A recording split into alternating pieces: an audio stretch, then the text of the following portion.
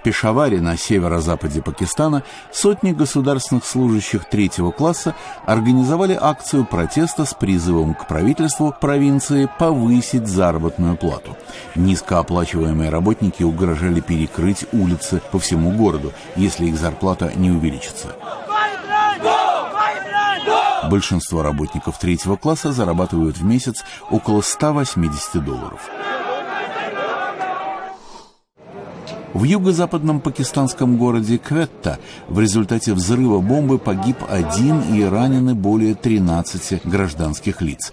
По заявлению полиции, целью нападения был правительственный контрольно-пропускной пункт. Ни один охранник, однако, не пострадал. Ереван.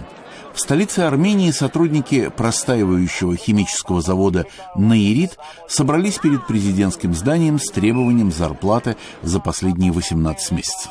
Заводчане также рассчитывают на гарантии своей занятости.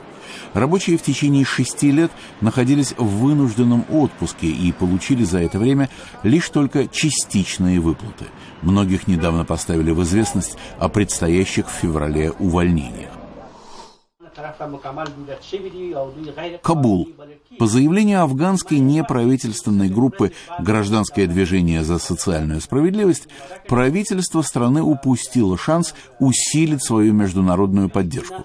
Представители движения раскритиковали президента Ашрафа Гани и главу правительства Абдуллу, принявших участие в лондонской конференции 2014 года по Афганистану. Абдулла и Гани сформировали правительство национального единства, чтобы разрешить свой спор по поводу результатов президентских выборов в июне. Однако они не смогли договориться о составе кабинета до начала лондонской конференции. В городе Оши на юге Киргизии местные активисты в сотрудничестве с администрацией города разработали программу утилизации изделий из пластика. Контейнеры для раздельного сбора появились в городских школах. До сих пор дети, собирающие пластиковый мусор, направляют его на переработку в столицу Бишкек. Городские власти заявили, что будут строить мусороперерабатывающий завод в самом Оши, если программа сбора окажется успешной.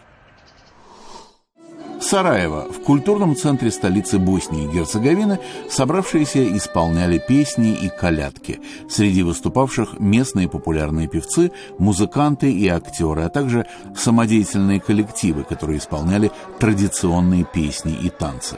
Большинство жителей Сараева – мусульмане, но город также является домом для римско-католических хорватов, православных сербов и еврейской общины.